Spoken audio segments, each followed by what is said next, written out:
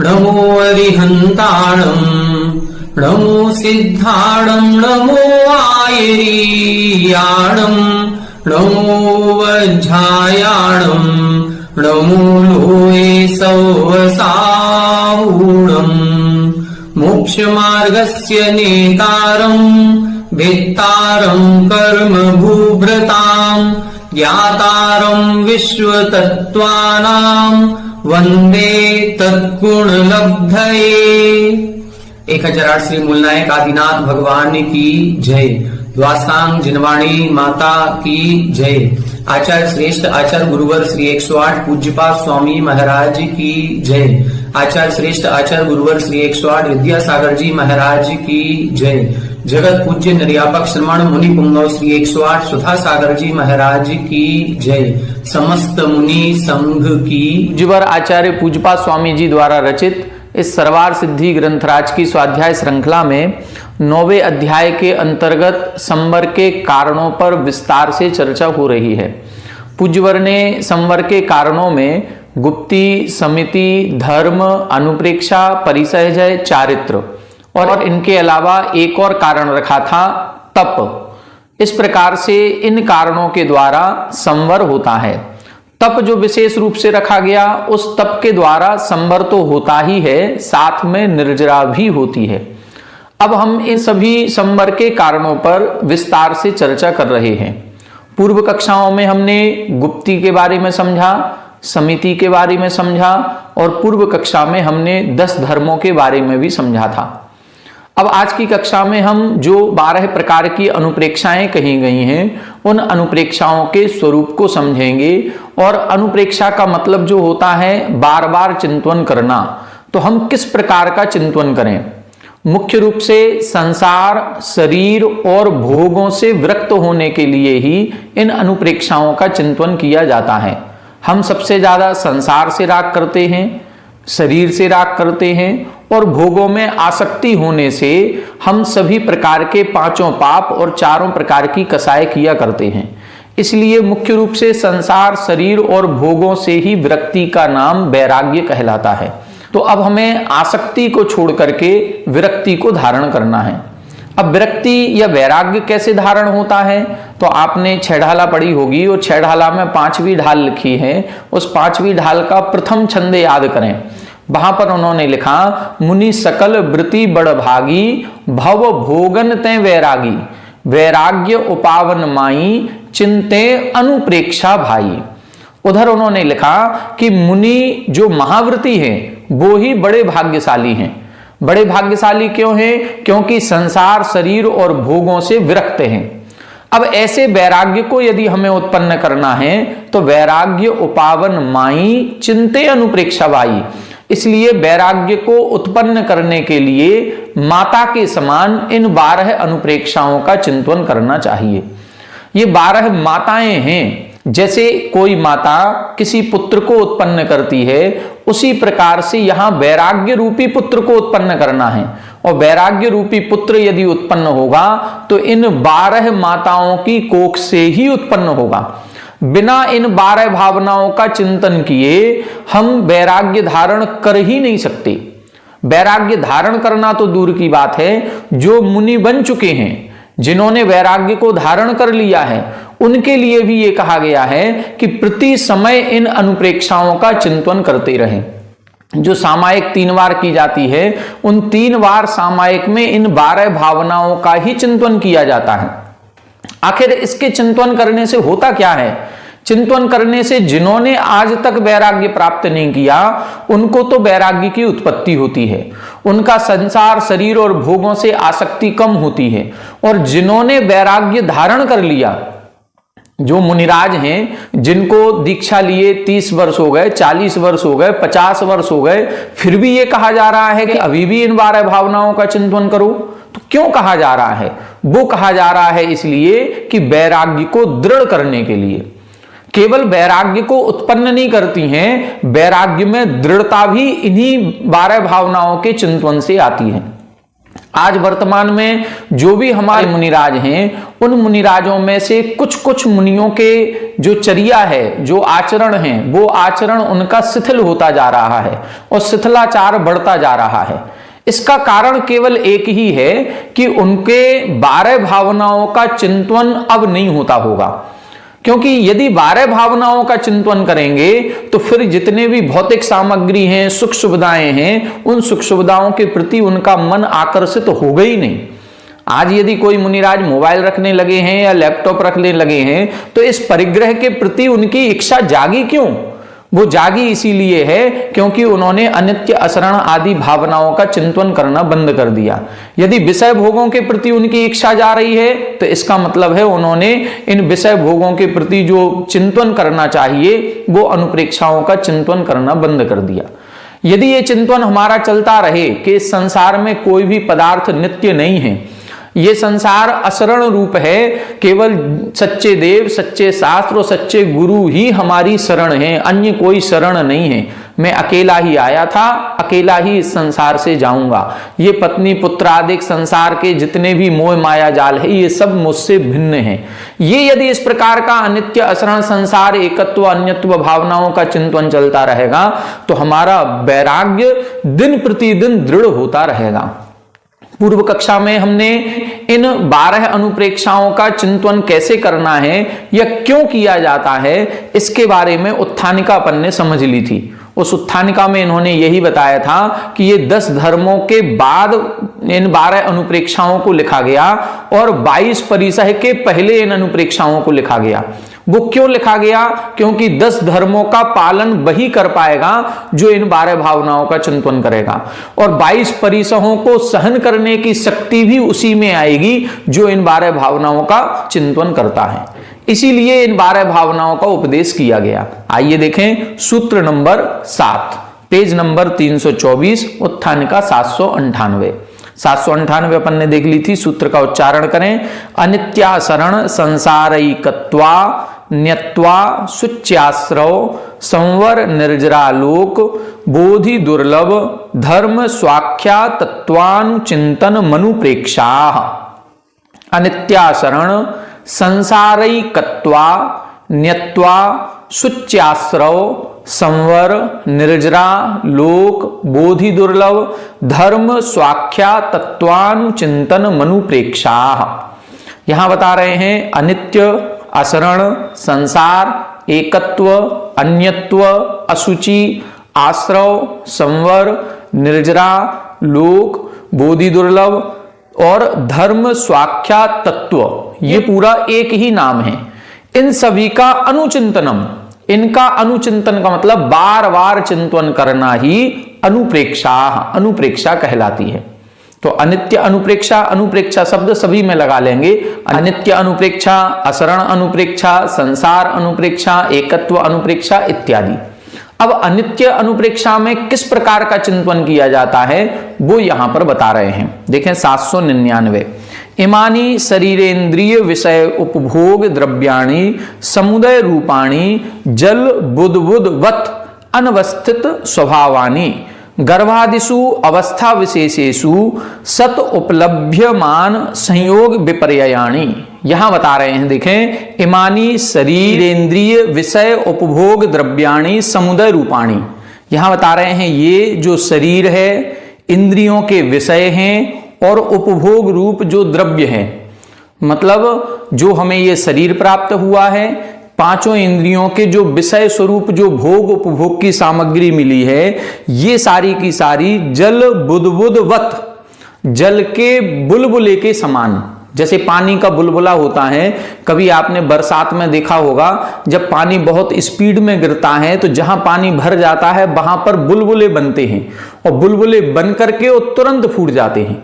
या कई बार आप मेले वगैरह में गए हों तो कुछ बच्चों के वो बुलबुले बनाने वाला एक यंत्र आता है जिसको फूंक लगाते हैं किसी सर्फ के पानी में डुबो करके, तो बहुत सारे बुलबुले बनते हैं और वो बुलबुले 1 सेकंड, कोई 2 सेकंड, कोई 5 सेकंड में फूट जाता है।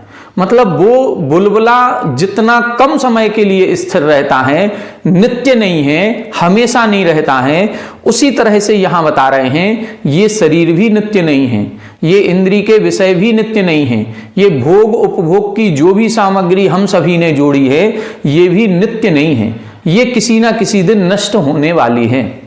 हमारा शरीर भी नष्ट होगा, ये इंद्रियां भी नष्ट होंगी और ये इंद्रियों के विषय भोग भी नष्ट होंगे। क्या लिखा? अनवस्थित स्वभावानी।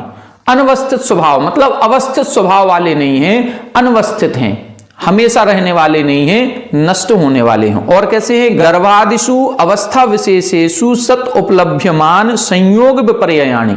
और जो गर्भ, फिर जन्म, फिर बचपन, फिर हमारी जवानी, फिर बुढ़ापा, ये जितनी भी परिस्थितियां हैं, इन सभी स्थितियों में जो भी संयोग हमें प्राप्त होते हैं इनसे विपरीत स्वभाव वाले हैं। इसका मतलब क्या है?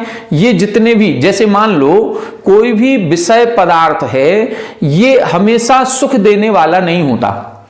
जैसे मान लो अभी सर्दियां चल रही हैं, तो सर्दियों में जो जैकेट या जो स्वेटर या जो गर्म कपड़े अभी हमें सुख की अनुभूति करा रहे हैं, क्या ये हमेशा ही सुख की अनुभूति कराते हैं? नहीं, ये हमेशा सुख की अनुभूति नहीं कराते हैं। जब गर्मियों का मौसम आएगा तब ये हमें दुख की अनुभूति कराएंगे।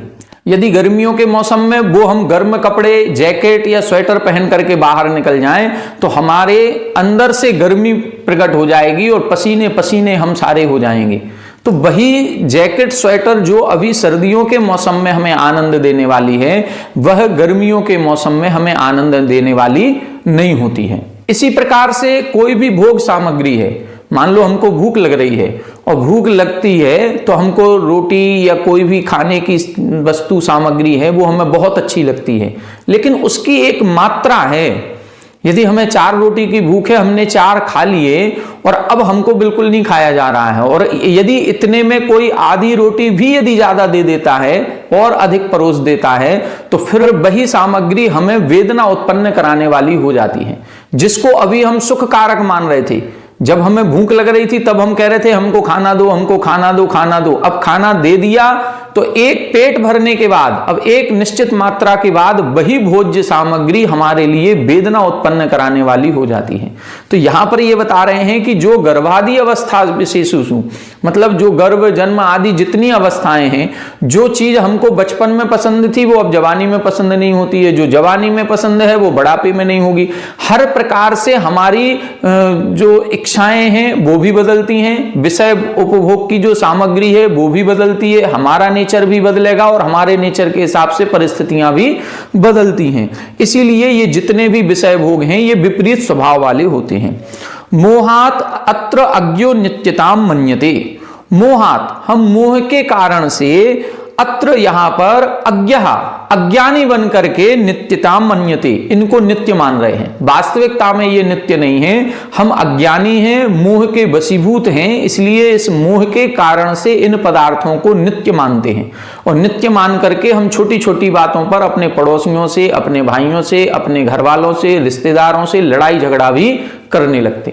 यहां तक कि हमने तो ये भी देखा है, और होता है, सामान्य सी बात है कि जब रिजर्वेशन यदि हम ट्रेन में कराते हैं और यदि कोई सीट का हमने रिजर्वेशन कराया और जो सीट हमको अलॉट हुई वो कितनी देर के लिए हुई? जब तक हमको सफर करना है तब तक के लिए। लेकिन यदि वो जो 10 घंटे का सफर है, उस 10 घंटे के सफर में कोई व्यक्ति हमसे कहे कि भाई साहब आप हमारी सीट एक्सचेंज कर लो, आप इस सीट पर बैठ जाओ, हम ऊपर बैठ जाएंगे, तो हम लोगों को लगता नहीं, हमें तो यही सीट मिली है, हम यहीं बैठेंगे।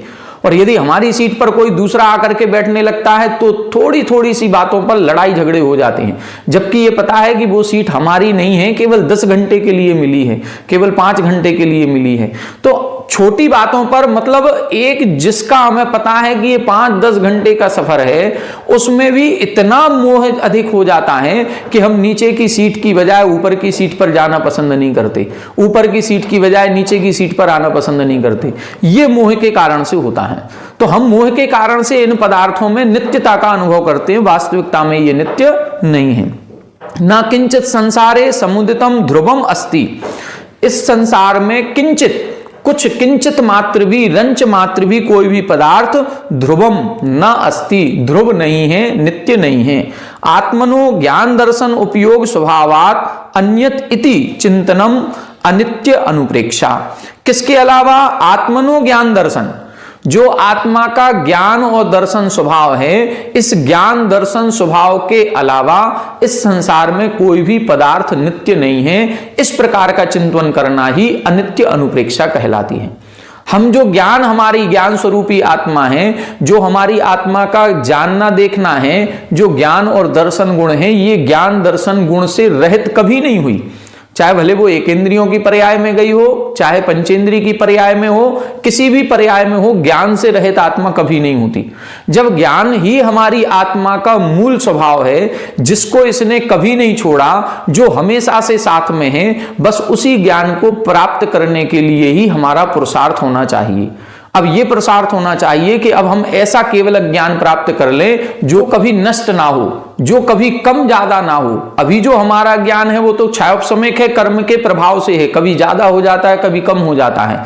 लेकिन अब हमें ऐसा ज्ञान प्राप्त करना है जो एक बार प्राप्त हो जाने के बाद कभी नष्ट नहीं होता। एवं ही अस्य भव्यस्य चिंतयता तेषु अभिषु अंग तेषु अभिस्वंग अभावात भुक्तोज्जित गंध माल्यादिषु इव वियोग कालेपि विनिपातो न उत्पद्यति। एवं ही अस्य भव्यस्य चिंतयता, इस प्रकार से जो भव्य इस प्रकार का ये चिंतन करता है कि कोई भी पदार्थ नित्य नहीं है, उसके भुक्तोज्जित गंध माल्यादिवत, जो गंध माला आदि का उसने उपभोग कर लिया है और उपभोग करने के बाद जिसको छोड़ दिया है, अब उसको छोड़ने के बाद उस पे उसको कोई मोह नहीं रहता, कोई आसक्ति नहीं रहती, कोई राग भाव नहीं रहता। मान लो एक माला हमने पहनी थी और वो माला पहनने के बाद हमने खूब अपना श्रृंगार किया और श्रृंगार करके जैसा हमको फीलिंग लानी चाहिए थी वो सब ले आए हम। वो कार्यक्रम, जिस कार्यक्रम में हमें सम्मिलित होना था, वो कार्यक्रम भी खत्म हो गया। अब वो माला के फूल मुरझा गए और हमने उस माला को बाहर फेंक दिया।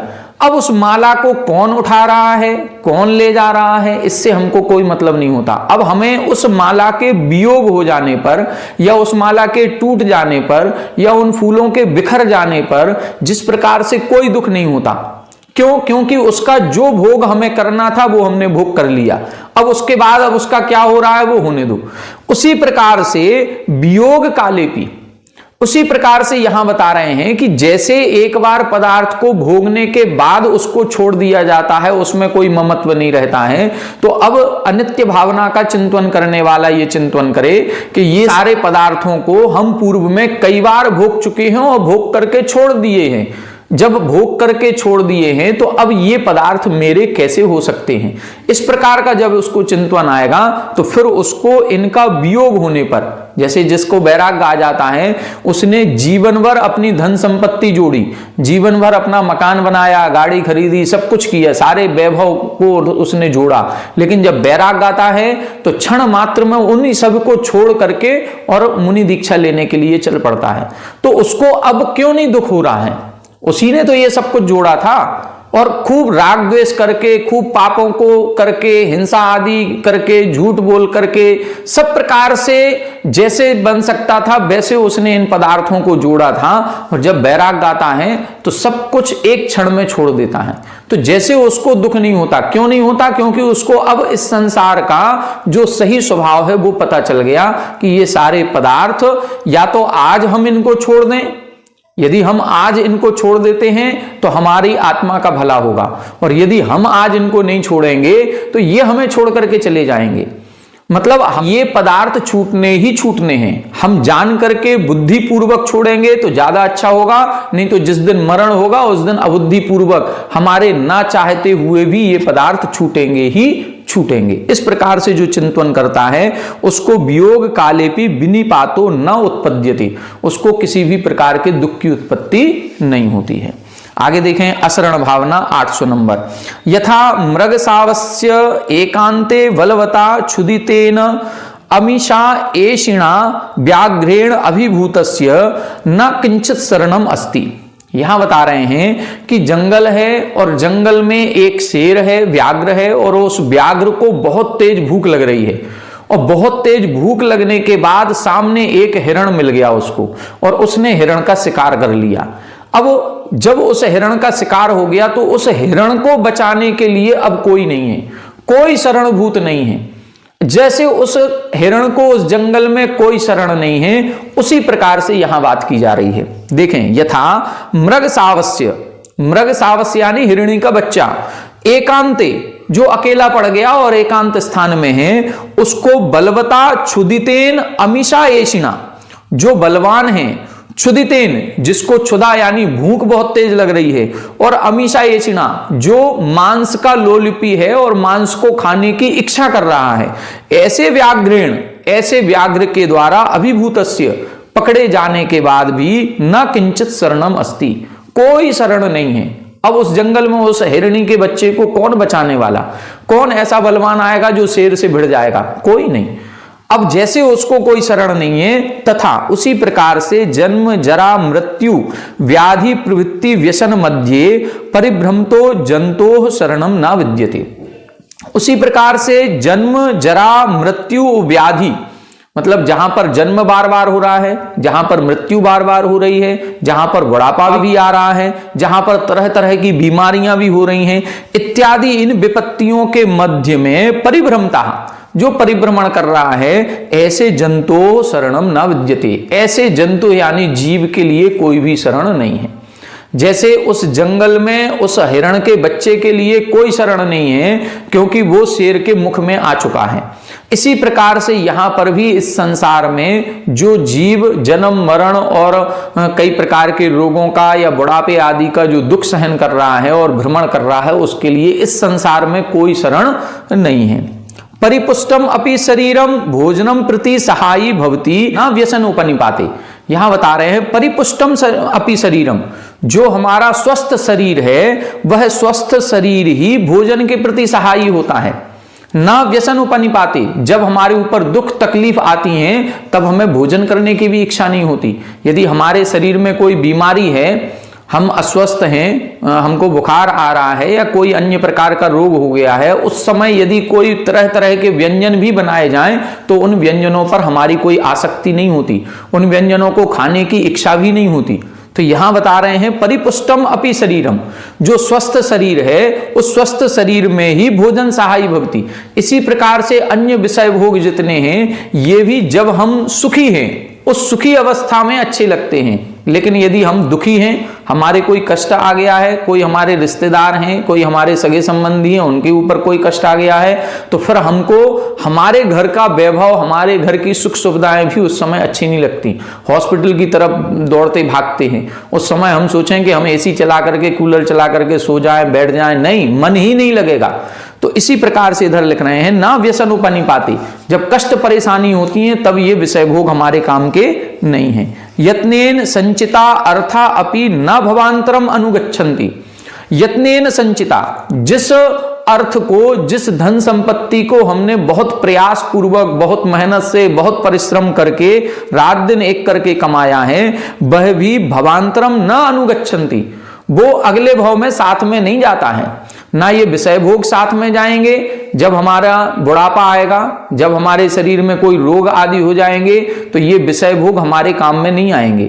और जिस समय हम भवांतर के लिए जाएंगे उस समय ये यत्न पूर्वक संचित किया हुआ धन संपत्ति भी साथ में नहीं जाएगी। समविभक्त सुख दुखा सुहृदोपि न मरण काले परित्रायन्ते। यहां बता रहे हैं समविभक्त सुख दुखा, मतलब जिन भाइयों के साथ या जिन रिश्तेदारों के साथ, मम्मी पापा के साथ या कोई भी जो हमारे सगे संबंधी हैं, जिनके साथ हम कहते हैं ये हमारे सुख दुख के साथी हैं, हम जीवन भर इन्हीं के साथ में रहे हैं, तो जो हमारे सुख दुख के साथी हैं ऐसे मित्र गण भी सुहृद अपि, सुहृद बोलते हैं मित्रों को या सगे संबंधियों को, ऐसे मित्रगण भी ना मरण काले परित्रायन्ते, वो भी मरण समय में हमारी रक्षा नहीं कर सकते। मणिमंत्र तंत्र बहु होई, मरते न बचावे कोई, कुछ भी काम में आने वाला नहीं है। यहां तक कि कितने भी डॉक्टर चिकित्सक आ जाएं वो भी हमें बचाने वाले नहीं हैं। कोरोना काल में ये सब कुछ अपन लोग देख चुके हैं, अनुभव कर चुके हैं। हमारे ही सगे संबंधी, हमारे ही रिश्तेदार, हमारे ही आस पड़ोस में रहने वाले लोगों को हमने सामने मरते हुए देखा है। तो यहां अपन सब अनुभव कर चुके। बांधवा समुदिताश्च रुजा परितम न परिपालयंती, जितने भी हमारे बांधव हैं, समुदिताश्च मतलब जो सब इकट्ठे हो जाएं तो भी रुजा परितम न परिपालयंती, जो यदि हमारे शरीर में कोई हो गया है तो उस रोग को दूर करने में समर्थ नहीं है। अस्ति चेत सुचरितो धर्मो व्यसन महार्णवे तरुणोपायु भवति, यदि कोई बचाने वाला है तो वो क्या है? अस्ति चेत, यदि कोई है तो सुचरितो धर्मो, जो अच्छी प्रकार से पालन किया गया धर्म है, वह धर्म ही व्यसन महार्णवे, इस दुख रूपी समुद्र में तरुणोपायु भवति, पार होने का, तरण अर्थात तैरने का, जैसे नाव होती है, नाव से उस पार हम हो जाते हैं, उसी प्रकार से धर्म रूपी नाव में बैठ करके ही इस दुख रूपी समुद्र से पार हो सकते हैं। मृत्युना नियमानस्य सहस्र नयनादयोपि न शरणम, मृत्युना जब मृत्यु लेने आती है तो सहस्र नयनादयोपि, सहस्र नयन मतलब जो सौधर्म इंद्र होता है, जब वो तीर्थंकर बालक को अपने हाथों में लेता है तो 1000 आंखें बना लेता है। ऐसे जो सहस्र नयन अर्थात सौधर्म इंद्र आदि भी हैं, जब मृत्यु आती है तो उनको भी बचाने वाला कोई नहीं है, वो भी काल के गाल में समा जाते हैं। तस्मात् भव व्यसन संकटे धर्म एव शरणम, इसलिए भव व्यसन संकटे, जब हमारा ये भव खत्म होने वाला हो या मरण समय आ जाए, ऐसे संकट के समय में धर्म एव शरणम, धर्म ही हमारी शरण होता है। सुहृद अर्थ अपि अनपायी न अन्यत किंचित शरणम इति भावना अशरण अनुपेक्षा। सुहृद अर्था अपि अनपायी मतलब जितने सुहृद मित्रगण, हमारे रिश्तेदार सगे संबंधी हैं वो, और अर्थ यानी जितना रुपया पैसा है वो भी, ये सब अनपाई, ये हमारे कुछ भी काम में आने वाले नहीं हैं, ये सारे के सारे साथ में रहे। ये कहा जाता है कि जब सिकंदर, जिसने सारी दुनिया को जीता, जब वो मरने लगा तो उसने कहा था कि जब हम मरे तो हमारी अर्थी के आगे आगे सारे जितने भी डॉक्टर या वैद्य हैं, ये सारे वैद्य चलने चाहिए, और जब हम मरे, हमारी अर्थी निकले तो हमारे दोनों हाथ बाहर निकाल दिए जाएं, और जितना वैभव संपत्ति है वो थालों में सजा करके हमारे पीछे पीछे चलती रहे, जिससे दुनिया ये सबक ले सके कि जिसने पूरी दुनिया को जीता है, उस ऐसे सिकंदर को भी बचाने वाला कोई वैद्य भी काम नहीं आया। उसका इतना धन संपत्ति वैभव थी, ये भी कोई काम में नहीं आया, और इतना सब जोड़ने वाला व्यक्ति भी जब मरण के समय में जाता है तो खाली हाथ ही जाता है, उसके साथ में कुछ भी जाने वाला नहीं है। तो यहां भी यही बताया है कि सुहृद और अर्थहा अपि अनपाई, मतलब ना तो मित्रगण साथ जाने वाले हैं, ना ये काम में आने वाले हैं, ना कमाया हुआ पैसा काम में आने वाला है, ना अन्यत किंचित शरणम अस्ति, और इसके अलावा भी अन्य कोई भी शरण नहीं है। ऐसी भावना करना ही अशरण अनुप्रेक्षा, इसी को अशरण अनुप्रेक्षा कहते हैं। एवं ही अस्य अध्यवस्यतः नित्यम अशरणो अस्मि इति भृशम उद्विग्नस्य सांसारिकेषु भावेषु ममत्व विगमो भवति। एवं ही अस्य अध्यवसतः, इस प्रकार से अशरण भावना का जो चिंतन करता है, उसके चिंतन करने से भृशम उद्विग्नस्य, जो संसार है उस संसार से वो अत्यंत उद्विग्न हो जाता है, मतलब अब उसका संसार में मन नहीं लगता। जिस संसार में हमारी कोई शरण नहीं है, उस संसार में रहने से या उस संसार में ये सारी सामग्री जोड़ने से क्या प्रयोजन। जब ऐसा उसका भाव हो जाता है तो ममत्व विगमो भवति, उसका संसार से ममत्व दूर हो जाता है, विषय भोगों से आसक्ति खत्म हो जाती है, और एक वैराग्य उत्पन्न हो जाता है। भगवत अर्हत सर्वज्ञ प्रणीत एव मार्गे प्रयत्नो भवति, और जब वैराग्य उत्पन्न होता है तो भगवत अर्हत सर्वज्ञ प्रणीत, और जो भगवान अरिहंत देव के द्वारा जो सर्वज्ञ हैं, उन सर्वज्ञ प्रभु के द्वारा जो प्रणीत मार्ग है, उस मार्ग पर चलने का ही उसका प्रयत्न होता है, वो उसी मार्ग पर चलने का प्रयत्न करता है।